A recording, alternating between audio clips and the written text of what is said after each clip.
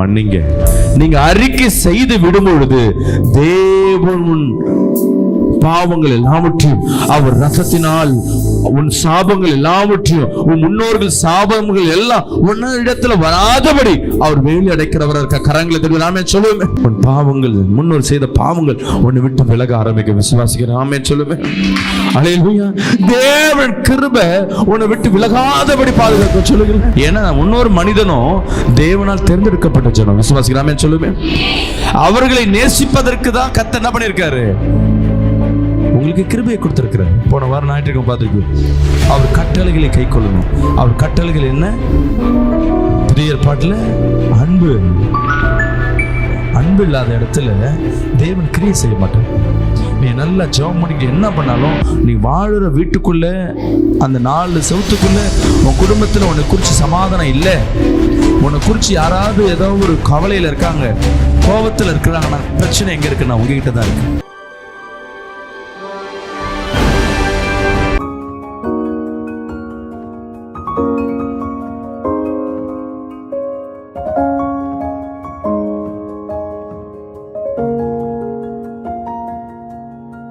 எடுத்து படிப்போம். யோவான் எழுதின சுவிசேஷம் 14ஆம் அதிகாரம் 18ஆம் வசனத்தை நாம் வாசிக்க கேட்போமா? நான் உங்களை திக்கற்றவர்களாக விடேன், உங்களிடத்தில் வருவேன்.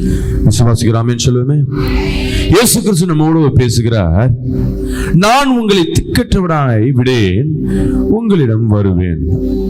ஆமென். அன்பு பிரியமான ஜனமே, தேவன் நம்மளை திக்கற்றவர்களாய் விடுகிற தேவன் அல்ல. திக்கற்றவர்களா என்ன? திக்கற்றவர்களா என்ன? வழி பாதைகள் தெரியாதபடி ஒரு ஊருக்கு வர வச்சுட்டு, சில ஊர்களுக்கு போவோம், அட்ரஸ் தெரியாது, இல்லை ஃபோன் எடுக்க மாட்டாங்க, அந்த இடத்துல என்ன பண்றதுன்னே தெரியாதபடி அப்படியே தவித்து போய் நிற்போம். இதற்கு பேர் என்ன? திக்கற்றவர்களாய். ஒரு சகோதரன் இடத்துல பேசினார்.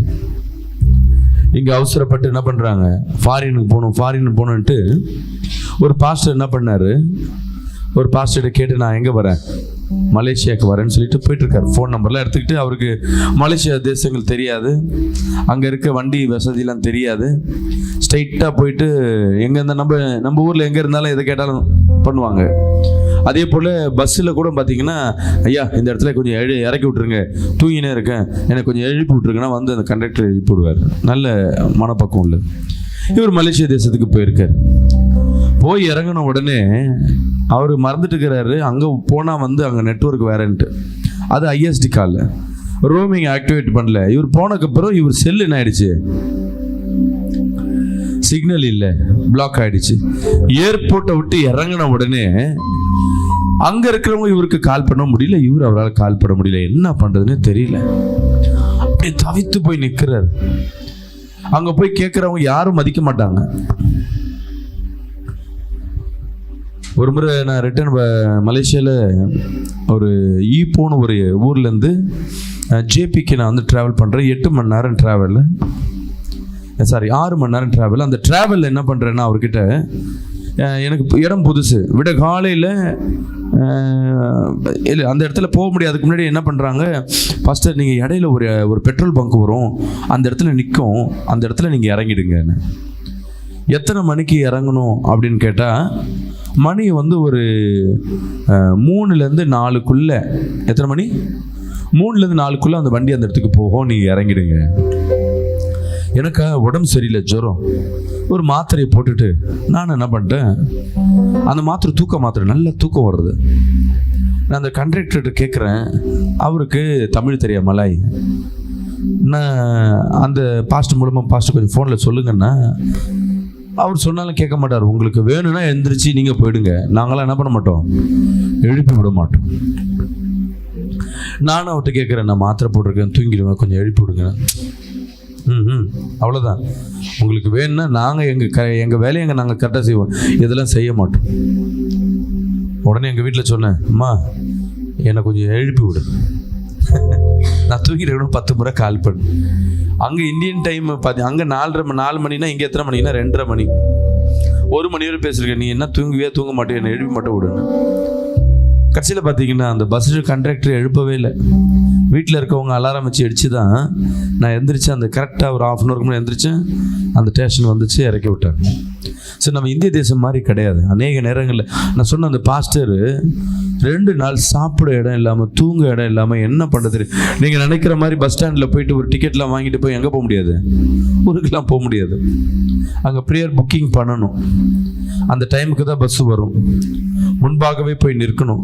5 நிமிஷம் லேட்டாகவோ முன்னவோ பின்ன நின்னாலும் அங்கே நிற்கக்கூடாது. இல்லை, சீக்கிரம் போய் நிற்கக்கூடாது. நிறைய ரூல்ஸ். பாவம் 2 நாளாக கஷ்டப்பட்டிருக்காரு. அப்போ தேவனத்தில் வேண்ட வேண்ட சம்பந்தமே இல்லாத இன்னொரு ஊழியக்கார் அந்த இடத்துல வந்து அவரை பார்க்கிறார். அவர் சூழ்நிலையை புரிந்து கொள்கிறார். தன் வீட்டில் இடம் கொடுக்கிறார். அப்படியே கடந்து போய் 2 நாளுக்கு அப்புறமேட்டு அந்த ஊழியக்காரை கண்டுபிடிச்சு இவங்க இடத்துல சேர்க்கும்போது அந்த 2 நாள் பட்ட கஷ்டம் சொல்ல முடியாத கஷ்டம். வெளி தேசங்களில் போய் சாப்பிட தூக்கம் இல்லாதபடி அந்த பாஸ்டர் வந்து ஒரு நரக வேதனை அனுபவிச்சிருக்கார். ரோட்லேயே படுக்கணும்னா நம்ம ரோட்டில் மாதிரி கிடையாது, அங்கன்னா பிடிச்சின்னு போயிடுவாங்க. ரொம்ப மோசமான ஏரியா. விட்டா கிட்னியை கட் பண்ணி எடுத்துன்னு போயிடுவாங்க. 2 நாளுக்கு அப்புறம் அந்த பாஸ்டர் ஒருத்தர் வந்தார் பார்த்தீங்களா, இவங்களை இணைச்சி போயிட்டாங்க. அந்த பழைய பாஸ்டரோட அவர் இணைஞ்சிட்டாரு. அவர் போயிட்டது வந்ததுக்கு அப்புறமேட்டு இந்த பாஸ்டர் யாருன்னு விசாரிக்கிற யாருக்கும் தெரியல. அப்படிப்பட்ட ஊழியக்காரே கிடையாது அப்படின்னு சொல்றாங்க. இந்த ஊர்ல எனக்கு தெரியுமே, இந்த ஊர்ல இந்த மாதிரி ஊழியக்கார இல்லைங்க, அவர் தாங்க அவர் வீட்டில் எங்க தங்க வச்சாருன்னா 10 நாள் அங்கே தங்கிட்டாரு இன்னொரு இடத்துல. இவருக்கு மனசு என்னன்னா அந்த ஊழியக்காருக்கு எப்படியாவது நன்றி சொல்லணும்னு சொல்லிட்டு திருப்பியும் அங்க இருக்கிற ஒரு நண்பரோட விசுவாசியோட உதவி கூட்டு கார்ல வந்து அந்த இடத்த தேடுறாங்க. அங்க ஒரு வீடும் இல்லை, அங்க அப்படிப்பட்ட ஊழியக்காரன் அங்க இல்லை. இவங்களுக்கு பைத்தியம் பிடிக்குது இவருக்கு. நான் இருந்தேனே, தங்கினேனே, 2 நாள் தங்கினேனே, எனக்கு சாப்பாடுலாம் கொடுத்தாங்களே, அந்த ஊழியக்காரர் இங்கே தான் இருக்கிற, இங்கே சபை தான் வச்சிருக்காரு, அவர் பேர் இதெல்லாம் சொன்னார்னே. இந்த ஊரில் இப்படிப்பட்ட ஊழியக்காரில் நாங்களாம் பல வருஷமாக இருக்கோம். அப்போ யாருன்னே அவருக்கு தெரியல. அப்போதான் தெரிஞ்சது, தேவன் மனிதர் உதவி செய்யலைன்னா கூட சில தேவ தூதனை என்ன பண்ணுவாரு, தேவன் அனுப்புவார். விசுவாசிக்கிறாமேன்னு சொல்லுவோமே. நாங்க விசுவாசிக்கிறேன். அந்த நேரத்துல தேவ தூதன் தான் அவருக்கு வந்து என்ன பண்ணிருப்பாரு, உதவி செய்திருப்பாரு. கரங்களை தட்டி கத்தருக்கு போய் சொல்லுவோமா.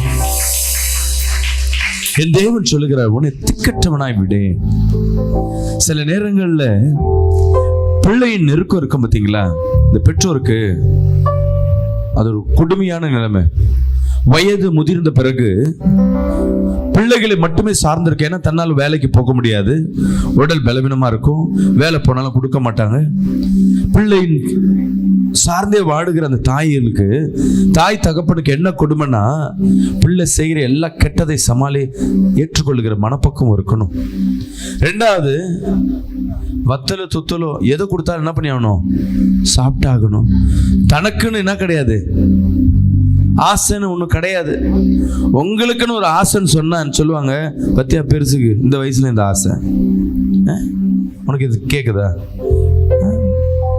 என் பெரியவங்களுக்கு ஒரு ஆசை இருக்காதா? ஆமீன். நண்பு பிரியமான ஜனமே, நம்ம கிட்ட பணம், வீடு, வயது முதிர்ந்த வரையும் உனக்கு பின்ஷன் வருதுன்னா நீ எங்க போனாலும் உனக்கு என்ன இருக்கும், மரியாதை இருக்கும். எங்க தாத்தாவுக்கு 2 வைஃப்.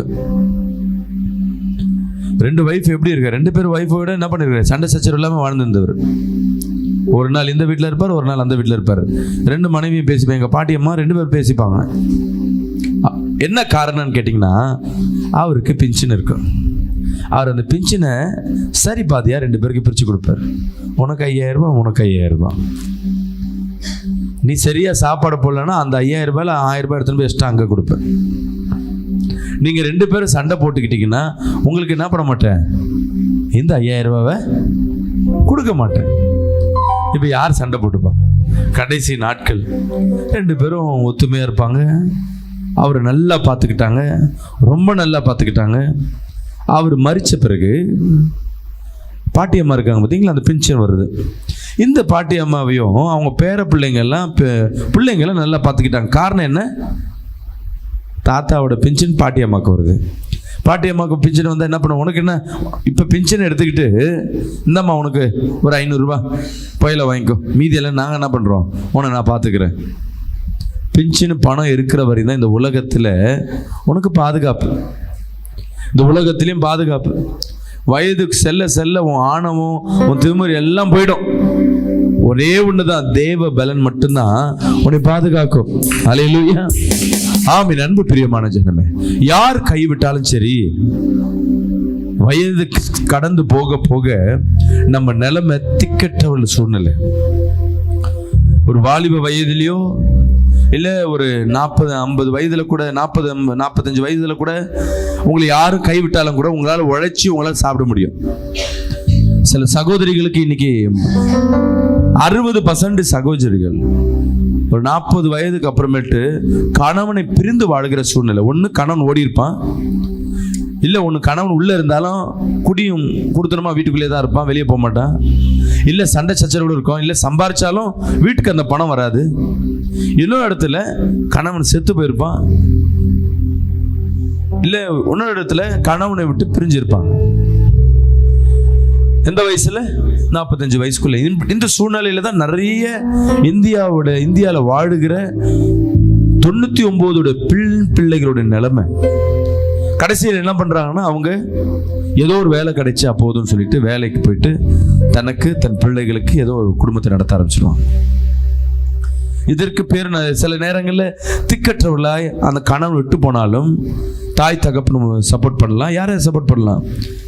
ஆனால் முதிர் வயது ஆன பிறகு ஒருத்தருக்கு திக்கற்றவர்களாய் சூழ்நிலை ஏற்படுகிறதுனா அது ஐயோ, அல்லேலூயா, அந்த நிலைமை மோசமான நிலைமை.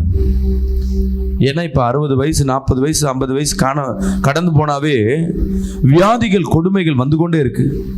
இந்த சூழ்நிலையில எப்படி நம்ம வாழ முடியும்? இப்போ ஜாக்கிரதை உள்ளவர்களா இருங்க. நேற்று எங்க மாமா ஒருத்தர் இறந்துட்டார், 52 வயது.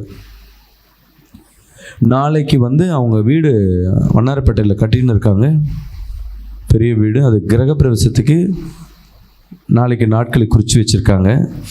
நேற்று காலையில் நல்ல ஆஃபீஸில் வேலை செய்கிறார், ஒரு டிரான்ஸ்போர்ட்டேஷன் ஆஃபீஸ். போய் காலையில் 4 தோசை சாப்பிட்டு ஆஃபீஸில் போய் உக்காந்துருக்காரு. அவங்க ஆஃபீஸ் 3 மாடி ஏறி போய் உக்காந்துருக்காரு. கொஞ்சம் ஏதோ டயர்டாக இருக்க மாதிரி பெஞ்சில் சாஞ்சிருக்காரு, அவ்வளோதான். கூட இருக்கவங்க எழுப்புனா இறந்துட்டார்.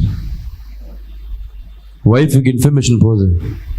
ஒய்ஃப் சொல்கிறாங்க, அவருக்கு சுட்டு வச்ச தோசை கல்லோட ஹீட்டு கூட என்ன பண்ணல, தனியில் அவர் எப்படி இறந்துருப்பார். ஹாஸ்பிட்டல் எட்டுன்னு பண்ணுறாங்க, ப்ரைவேட் நேஷ்னல். அவர் போயிட்டார், நீங்கள் ஜிஹெச்சுக்கு எட்டுன்னு போகன்றாங்க, திருப்பி அங்கே எட்டுன்னு போகிறாங்க. ஜிஹெச்சில் போனாலும் இறந்து போயிட்டார். என்னன்னு கேட்டால் பிபி கிடையாது. அப்போ எப்படி இறந்தார்? சுகர் இருக்குது, ஆனால் பெரிய சுகரும் கிடையாது. சரி, அப்படி எப்படியா இருந்தார்? டாக்டர் ஷாக்கான நியூஸ் சொல்கிறாங்க, இப்போ இந்த சூரிய கதிர் மூலமாக சன் அட்டாக்னு சொல்லிட்டு ஒரு வியாதி ஒன்று உருவாகுது, சன் ஸ்ட்ரோக். எத்தனை பேர் கேள்விப்பட்டிருக்கீங்க? நியூஸில் இப்போ நிறைய பேர் சொல்லின்னு இருக்காங்கன்னு.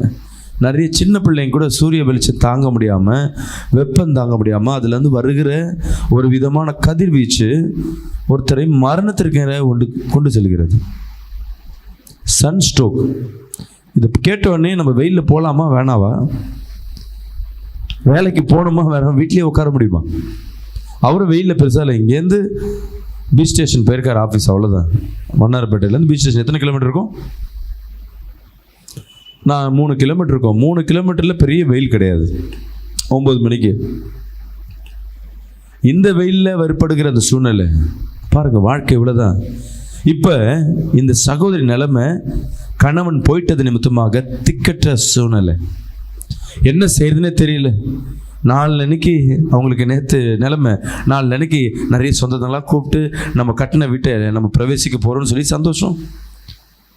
இன்னைக்கு இந்த செய்தியை கேட்டோன்னு இந்த சகோதரி அப்படியே உட்காந்துனே இருக்காங்க, அழுதுனே இருக்காங்க. வரவங்க சும்மா அழுது நிறுத்தினாலும் வரவங்க கேட்டு பார்த்து இன்னும் மைக்கேச்சு விழுந்து திருப்பி உட்காடுறாங்க.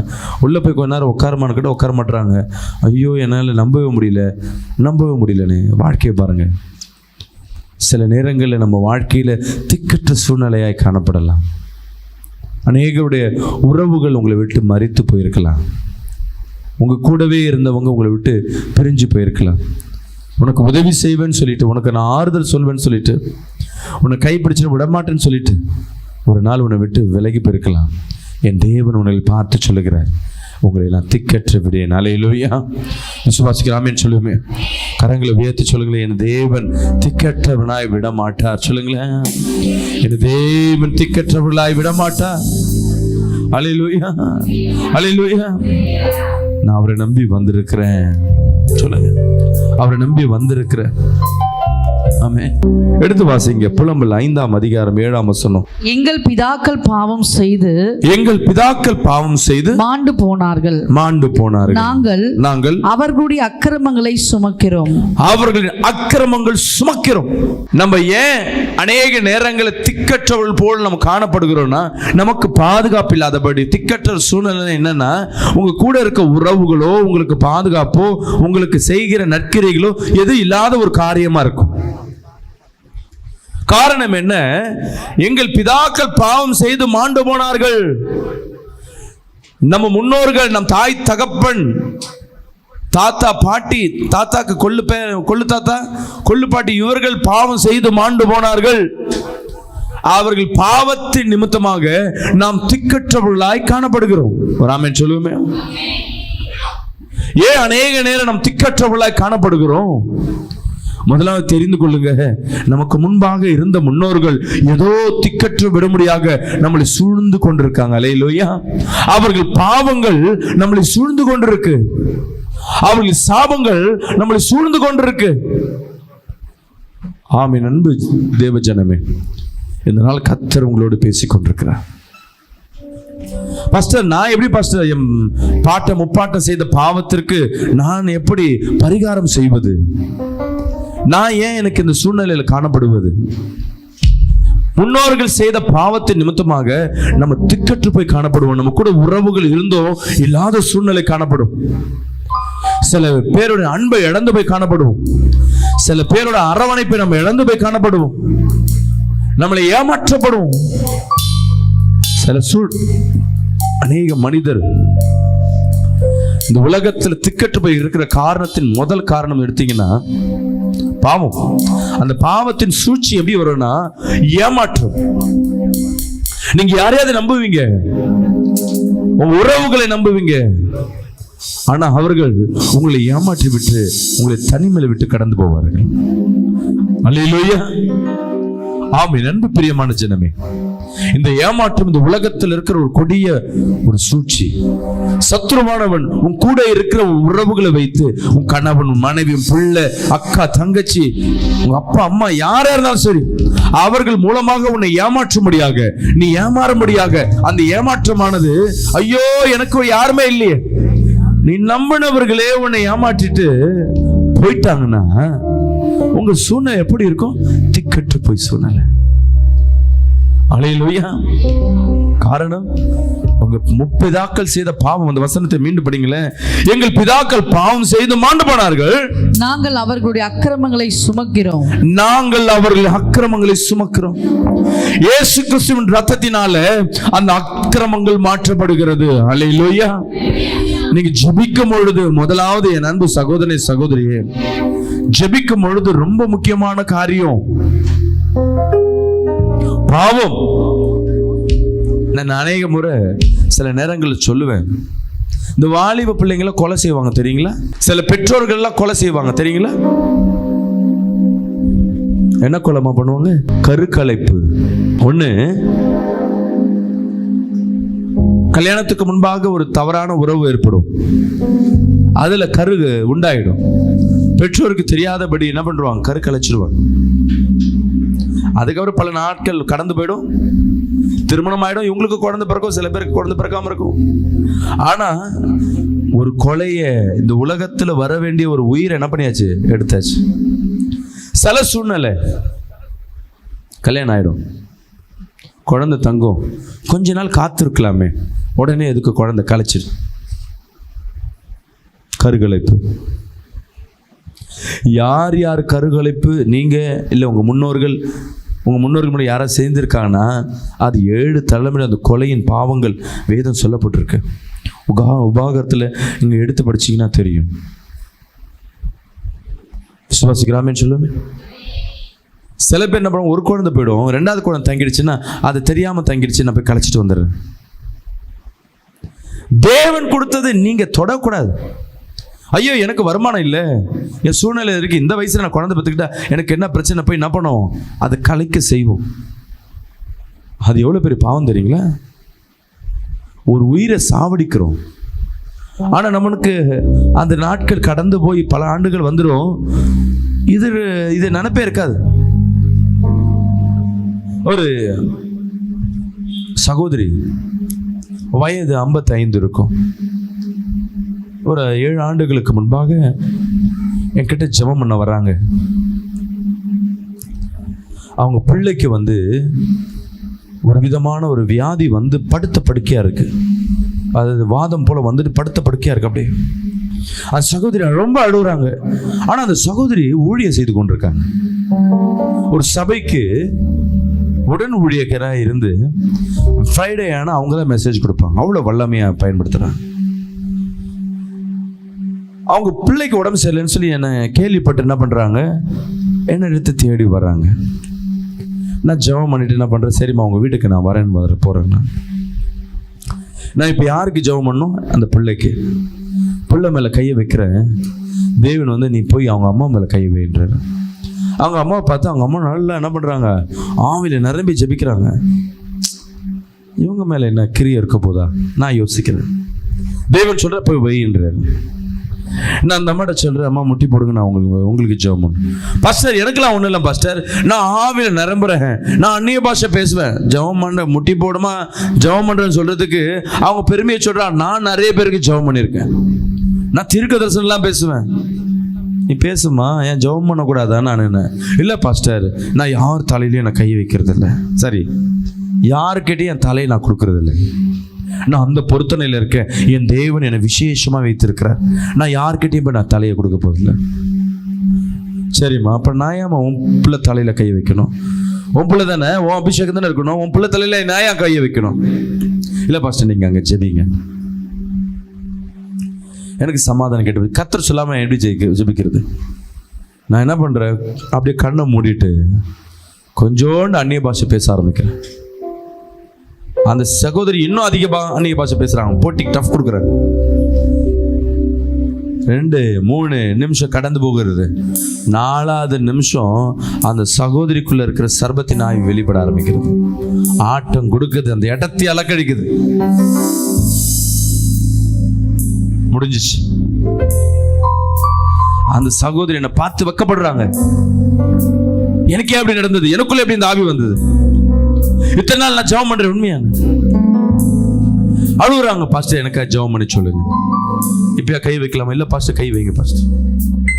கையை வச்ச உடனே ஒரு புறா, அந்த புறாவை இந்த அம்மா என்ன பண்றாங்கன்னா குத்தி குத்தி கழுத்து அறுத்து சாவடிச்சு போட்டிருக்காங்க. அது தரிசனத்தில் கட்டுறது. அம்மா நீ ஒரு பாவம் செய்திருக்கிற, ஒரு புறாவை கத்தர் காட்டுகிறார், அது கழுத்து அறுத்து நீ சாவடிச்சிருக்க. பாஸ்டர் நான் ஒரு எறும்பை கூட நான் சாவடிச்சதில்லை பாஸ்டர், கொசு வந்தா கூட அடிக்க மாட்டேன், நான் என்ன பண்ண தட்டி தான் விடுவேன், நான் யாரையும் சாவடிச்சதில்லை. நீ எவ்வளவு நாளுமா ரட்சிக்கப்பட்டிருக்க? நான் பல ஆண்டுகளாய் நான் வாலிபத்திலிருந்து ரட்சிக்கப்பட்டிருக்கேன், எந்த ஒரு தவறும் செய்யல. இல்லம்மா நீ ஏதோ ஒரு உயிரை சாவடிச்சிருக்க. நான் பேசினே இருக்கேன். கத்தர் ஒரு கரு போல ஒரு உருவத்தை தரிசனத்தில் காட்டுறேன். நான் அடுத்த சொல்றேன், அம்மா நீ ஏதாவது குழந்தைய சாப்பிடனா? இல்லை பாஸ்டர் எனக்கு இருக்குது 2 குழந்தை. ஏதாவது கருக்கலைப்பு ஏதாவது பண்ணியா அப்படின்னும் அப்படியே மூஞ்சி மாறுது அந்த அம்மாக்கு. ஆமா பாஸ்டர், முதல் குழந்தை பிறந்துட்டு 2வது குழந்தை உடனே தங்கிடுச்சு. சரி 2வது குழந்தை உடனே 2 குழந்தை வளர்க்க முடியாதுன்ட்டு அதை கலைச்சிட்டோம். அது என்ன பாஸ்டர் தப்புங்களான்னு? தேவன் கொடுத்த உயிரை நீ கடைச்சிட்டமா? என்னால் எப்படி பாஸ்டர் 2 குழந்தை? அதற்கு நீங்க என்ன பண்ணிடக்கூடாது, குழந்தை பெற்றுக்கூடாது. இது பண்ண தப்பு. இது என்னைக்காவது மன்னிப்பு கேட்டிருக்கியா? உன்கிட்ட ஏதோ ஒரு பாவங்கள் ஆழ்ந்து இருக்கிறதுனாலதான் நீ திக்கற்று போய் நீ இருக்கிற. உன் பிள்ளைகளுக்கு வியாதி நிமித்தமாக ஒன்னும் செய்ய முடியாதபடி திக்கற்று போய் நீ இருக்கிற. ஐயோ, என் பிள்ளைக்கு வியாதியை சுகமாக்க முடியலையே, எங்க போயும் குணமாக்கல, என்ன அர்த்தம்? திக்கற்று போய் நிற்கிற சூழ்நிலை. நீ முதலாவது நீ செய்த பாவத்தை கழுவு, உன் பிள்ளை கர்த்தர் வீட்டெடுக்க கொடுப்பாரு. அல்லேலூயா. இந்த மாதிரி சொல்றாங்க, நான் செய்த பாவத்திற்கு கர்த்தர் என்ன தண்டனை கொடுக்கட்டும், என் பிள்ளைய தண்டனை கொடுக்க கூடாது. அதை நீ சொல்லாதம்மா. தேவன் சில பாவங்களுக்கு 7 தலைமுறை வரை கர்த்தர் கொண்டு போவார். அல்லேலூயா. நான் சொன்ன அந்த பிள்ளைக்கு அம்மா அப்பா பாட்ட முப்பாட்ட செய்த பாவத்தை மன்னிங்கப்பா, அந்த சாபத்திற்கும் பாவத்திற்கும் எனக்கு பங்கு இல்லை, உம்முடைய ரத்தத்திற்கும் உம்முடைய ஜீவனுக்கு தான் நான் பங்கு, சொல்லு பாப்பான்னு சொல்லிட்டு அந்த பெண் பிள்ளைக்கு நான் சொல்றேன். என்னது? என் பெற்றோருடைய பாவத்திற்கும் என் முன்னோர்கள் பாவத்திற்கும் சாபத்திற்கும் எனக்கு பங்கு இல்லை, எனக்கு ஒரே ஒரு பங்கு ஜீவனுள்ள தேவனுடைய ரத்தத்திற்கும் அவருடைய வார்த்தைக்கு தான் எனக்கு பங்கு இருக்கு. நீ இதை அறிக்கை செய்யணும். அறிக்கை செய்ய அந்த புள்ள அப்படியே இருந்துச்சு உட்கார ஆரம்பிச்சு. கரங்களை தட்டி ஒரு ஆமென் சொல்லுமே. இந்த அம்மா அறிக்கை செய்யல. இந்த அம்மா இன்னும் ஆச்சரியத்தில் உட்கார்ந்து கொண்டிருக்காங்க. இந்த அம்மா பெரிய ஜெபிக்கிறவங்க. ஆனா இன்னும் அந்த பழைய பாவங்கள் இவங்களுக்குள்ள என்ன இருக்குன்னா, நான் இயேசுவை ஏற்றுக்கொண்டேனே, அவர் ரத்தத்தை நான் ஏற்றுக்கொண்ட, அப்ப பழைய பாவங்களும் சாபங்களும் மன்னிக்கப்பட்டது அல்லவா அப்படின்றாங்க. பாவத்தை அறிக்கை செய்து விட்டு விடுகிறவனே கர்த்தரிடத்துல இரக்கத்தை பெறுவான். ஒரு ஆமென் சொல்லுவோமே. அறிக்கை செய்து விட்டு விடாதபடி நீ நினைச்சிட்டு விடுறது வேற, அறிக்கை செய்து விட்டு விடணும். தெரிஞ்சுக்கங்க, ஆண்டவரே இந்த பாவத்தை நான் செஞ்சேன் அப்படின்னு அர்த்தம். நீ ஒத்துக்கொள்கிற, ஆண்டவரே இந்த பாவத்தை நான் தெரியாம செஞ்சுட்டேன், தெரிஞ்சே செஞ்சுட்டேன், என் பாவத்தை மன்னிங்க. நீங்க அறிக்கை செய்து விடும் பொழுது தேவன் பாவங்கள் எல்லாவற்றையும் அவர் ரத்தத்தினால், உன் சாபங்கள் எல்லாவற்றையும், உன் முன்னோர்கள் சாபங்கள் எல்லாம் உன்ன இடத்துல வராதபடி அவர் வேலி அடைக்கிறவர் இருக்க. கரங்களை தெரியும். நாமே சொல்லுவேன், நான் செய்யற பாவங்கள் யார பாதிக்கும்? என் மனைவி, என் 2 பிள்ளை, என் 2 பிள்ளையோட பிள்ளைங்க, அவங்க ஜெனரேஷன். இப்ப ஒரு பிள்ளை மட்டும் என்ன பண்ணுது, என் பொண்ணு மட்டும் என்ன பண்ணுது, ஏசப்பா கிட்ட ஜெபம் பண்ணுது, எங்க அப்பாவுக்கும் எங்க அம்மாவுக்கும் எனக்கு சம்பந்தம் இல்லை. சீரியஸ். அவங்க பாவத்திற்கு சாபத்திற்கு எனக்கு சம்பந்தம் இல்லை. ஏசப்பா, நான் உம்மால் மீட்டெடுக்கப்பட்டிருக்கேன். அந்த விசுவாசம் வேணும். ஞாபகம் வச்சுக்கோங்க, கவனிங்க. உம்முடைய ரத்தத்தினால நான் மீட்டெடுக்கப்பட்டிருக்கேன். சோ எனக்கு உனக்கு தான் உறவு, இவர்களுக்கு எனக்கு பங்கு இல்லை. நீ அறிக்கை செய்து உன் பாவங்கள், முன்னோர் செய்த பாவங்கள் உன்னை விட்டு விலக ஆரம்பிக்க. விசுவாசிக்கிறேன். ஆமென் சொல்லுவேன். அல்லேலூயா. தேவன் கிருபை உன்னை விட்டு விலகாதபடி பாதுகாக்க. சொல்லுங்களேன். ஆமென். அடுத்த क्वेश्चन கேட்கலாம். அப்போ என் தாய் தகப்பனை நான் வெறுக்கணுமா? கரெக்டா? அன்பு வேற, அல்லேலூயா, ஐக்கியம் வேற. ஆமென் சொல்லுவேன். ஐக்கியம் எப்ப இயேசுவிடத்துல நீ மீட்டெடுக்கப்பட்டியோ அன்று முதல், அவர் ரத்தத்தினால் கிரயம் கொடுத்து வாங்கப்பட்டதுனால அன்று முதல் உன்னுடைய ஐக்கியம் முழுவதும் தேவனிடத்தில் இருக்கணும். விசுவாசிக்கிறாமேன்னு சொல்லுவேன். தேவனிடத்துல பெற்றுக்கொண்ட அன்பு இந்த உலகத்தில் இருக்கிற எல்லாரும் மத்தியிலும் எப்படி இருக்கணும்? அது சரிசனமாய் உன்னை எப்படி நேசிக்கிறாயோ, உன்னை குறித்து உன் மேல எப்படி அன்பு இருக்கோ, அந்த அன்பை மற்ற இடத்துல கொடுக்கிறது உன்னுடைய கடமை. விசுவாசிக்கிறாமேன்னு சொல்லுவேன். அல்லேலூயா. நீங்க என்னைக்கு நீங்க உங்க முன்னோர்கள் பாவத்திற்கு நீங்க எப்படி, சார் பாஸ்டர் நான் அடுத்த क्वेश्चन கேட்கலாம், நீங்க எப்படி பாஸ்டர் முன்னோர்களுடைய பாவத்திற்கு நான் எப்படி, நான் இயேசுவை ஏற்றுக்கொண்டு நான் அவங்க கிட்ட பேசுறதே இல்லையே, எங்க தாய் தகப்பனது நான் பேசுறதே இல்லை, ரொம்ப நாள் ஆயிடுச்சு, இல்ல அவங்களாம் இறந்து போய் ரொம்ப நாள் ஆயிடுச்சு. பெற்றோருடைய சொத்துக்கு நீங்க பங்கு கேட்பீங்கல்ல, அவங்களை இன்ஷியல் எடுத்து வச்சுக்கிட்டு என்னோட தகப்பன் என்ற உரிமை கொண்டாடுறோம்ல, உண்மைதானே? அவங்களோட சாயல்ல உருவங்களை பெற்றிருக்கிறோம்ல, அவங்களோட சாயல்ல அவங்க பழக்க வழக்கங்களை நீ மாற்றினாலும் மொழியை மாற்ற முடியாது. அல்லேலூயா. சில பேரப்புள்ள தாத்தா புள்ளைய நடக்கும், பிஹேவியர் இருக்கும், தாத்தா மாதிரியே இருக்குப்பா, அவன் பிள்ளைங்க இருக்காது, பேரப்புள்ள நடக்கும். ஏன்னா அந்த ஜீன் சொல்லுவாங்க. இதெல்லாம் காரியம் அப்ப இதெல்லாம் தொடர்ந்து வரும்பொழுது அவங்க பாவங்கள் சாபங்கள் தொடர்ந்து வரும்ல.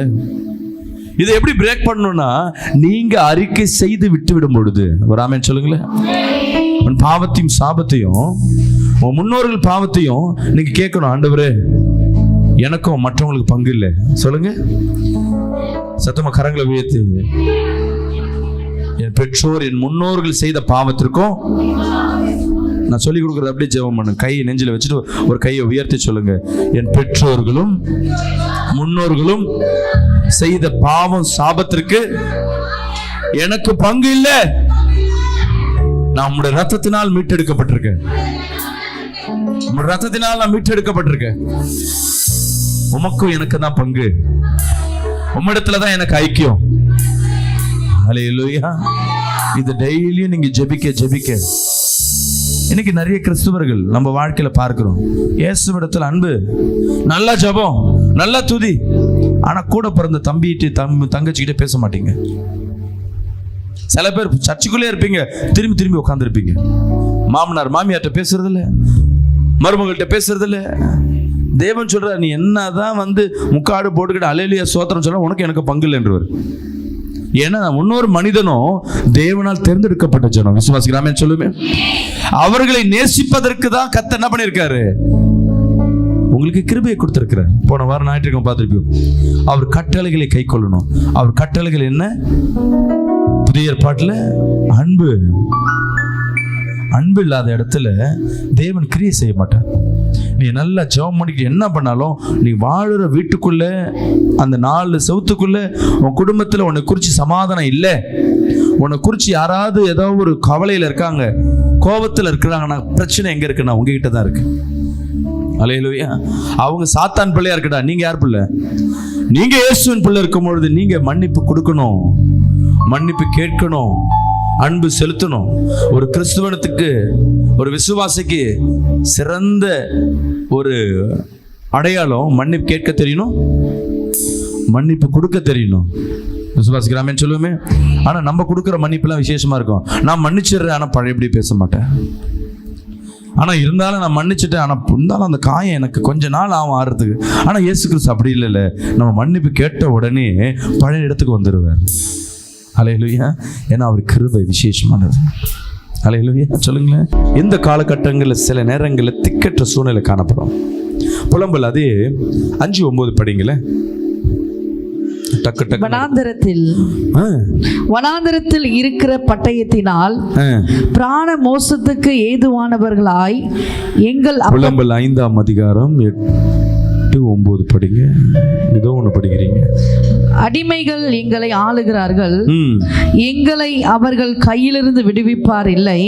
அடிமைகள் எங்களை என்ன பண்றாங்க? ஆளுகிறார்கள். எங்களை விடுவிக்க யாரும் இல்லை. நம்ம ஏதாவது ஒருத்தர் அரசியல்வாதிக்கிட்ட அடிமையா சிக்கி இருக்கோம். உன் குடும்பத்தில் எங்கேயா போய் சிக்கி போய் நிற்ப, கடத்துல போய் சிக்கி இருப்ப, சில மதத்துல போய் சிக்கி இருப்ப, சில வியாதியில போய் சிக்கி இருப்ப. விடுவிப்பான் யாரும் இல்லை. 9 படிங்க. வனாந்தரத்தில் இருக்கிற பட்டயத்தினால் பிராண மோசத்துக்கு ஏதுவானவர்களாய் எங்கள் அப்பத்தை தேடுகிறோம். புலம்பல் 5:9. ஹல்லேலூயா. ஆமென். அன்பு பிரிய ஜனமே, சில நேரங்கள் நம்ம தேடிக்கொண்டே அலைந்து கொண்டே இருப்போம். ஒரு பாவத்தை சொன்னேன், நம்ம முன்னோர்கள் செய்த பாவம் என்னன்னு தெரியாது. சில நேரங்களில் நம்மளை அறியாமல் செய்திருப்போம் சில கருசிதைவெல்லாம். இன்னொன்று சொல்கிறேன் பாருங்க, நம்ம ஆரம்பத்தில் சின்ன வயசில் நம்ம யாரையாவது துன்பப்படுத்திருப்போம். அதிகமாக வாலிப வயசில் அதிகமாக துன்பப்படுத்திருப்போம். அதுக்கப்புறம் அதுலேருந்து கடந்து எங்கேயோ கடந்து வந்திருப்போம். யாரையாவது உன் வேலைக்காக என்ன பண்ணியிருப்போம், இன்னொருத்தர் வேலை செய்வதை நம்பியிருப்போம். அவன் வேலையை அவனை குறித்து தவறாக பேசி அந்த வேலை போவதற்கு நீங்கள் ஒரு காரணமாக இருக்கலாம். நீங்க கடந்து போய் அதுல இருந்து ஒரு 15-20 வருஷம் இன்னைக்கு கர்த்தருக்குள்ள அதிகமாக அன்புக்குள்ள இருக்கலாம். ஆனா அந்த செய்த பாவத்தின் பலன் நீங்க மன்னிப்பு கேட்டிருப்பீங்க, மனமுகர்ந்து கூட கேட்டிருக்க மாட்டீங்க. ஏன்னா கடந்து போயிருக்கோம். நம்ம இப்ப மன்னிப்பு கேட்கறதா எதனா, இப்ப செய்யற பாவம், இன்னைக்கு செய்யற பாவம், இல்ல கடந்த வாரத்துல செய்த பாவங்கள், உன் நினைவில் இருக்கிறவர்கள் இதற்கே கேட்டு கேட்டு மன்னிப்பு கொடுக்கறதுனால கர்த்தருடைய மன்னிப்பு கொடுக்கிறாரு. ஆனா முழுமையான நம்ம திக்கற்று போய் தாங்க நிக்கிறோம். முழுமையான விடுதலை இல்லை நம்ம வாழ்க்கையில். இந்த முழுமையான விடுதலை நம்ம வாழ்க்கையில வேணும்னா கொஞ்சம் யோசிக்கணும். ஜெபம் பண்ற வேலையில நம்ம எடுத்த உடனே ஆராதனை பண்றோம். இன்னைக்கு 1 மணி நேரம் ஜெபம் பண்றோம். எத்தனை பேர் 1 மணி நேரம் ஜெபம் பண்ணுவீங்க? கை தூக்குங்களேன். 1 சரி, கொஞ்சம் நேரமா ஜெபம் பண்ண, ஒரு 5 நிமிஷமா ஜெபம் பண்றவங்க கூட கை தூக்குங்களேன். இன்னும் பாதி பேர் கை தூக்கல. அப்ப என்ன கிடையாது, ஜெபமே கிடையாது. சரி, ஜெபம் பண்ண நம்ம என்ன ஜெபம் பண்ணுவீங்க? 2 பாட்டு. அன்பு கூறுவே, நம்மளே இளையராஜா மாதிரி போயிடுவோம். நம்மளே என்ன பண்ணுவோம், பெத்மன் சாயா மாதிரி ஒரு 5 நிமிஷம் பாடிடுவோம். அடுத்தது என்ன பண்ணுவீங்க? ஆண்டவர் இதை கூட, அது கூட, அது கூட, அவ்வளோதான், முடிஞ்சு போச்சு. ஒரு ஜபம் 1 மணி நேரம் எடுத்தாலும் ஒரு 5 நிமிஷம் வேத வாசிப்பு இருக்கும். முக்கால்வாசி நம்ம பண்ற காரியம், நிறைய விசுவாசிகள் 99% விசுவாசிகள் வேத வாசிப்பு, songs, worship and prayer request, இவ்வளவு இதுக்குள்ளதான் இருக்கும். ஆனா அதுக்குள்ள முக்கியமான ஒரு பாயிண்ட் இருக்கு, பாவ மன்னிப்பு. 1 மணி நேரம் ஜெபம் பண்றேன்னா முதல் 1/4 மணி நேரம் 15 நிமிஷம் நல்லா முழங்கால் போட்டு, ஆண்டவரே என் பாவத்தை மன்னிங்க மன்னிங்க சொல்லுது இல்லாம, என்ன பாவத்தை செய்த அதை அறிக்கை செய்து விட்டு விடும் பொழுது கர்த்தரிடத்தில் இரக்கத்தை பெற முடியும். ஆண்டவரே என் பாவத்தை மன்னிங்க, என் பிள்ளைக்கு விரோதமாக, என் கணவனுக்கு விரோதமாக செய்யற பாவத்தை மன்னிங்க. இந்த டைலாக்லாம் கர்த்தர் ஏற்றுக்க மாட்டார். நீ என்ன பாவம் செய்யற முதல் ஒத்துக்கோ.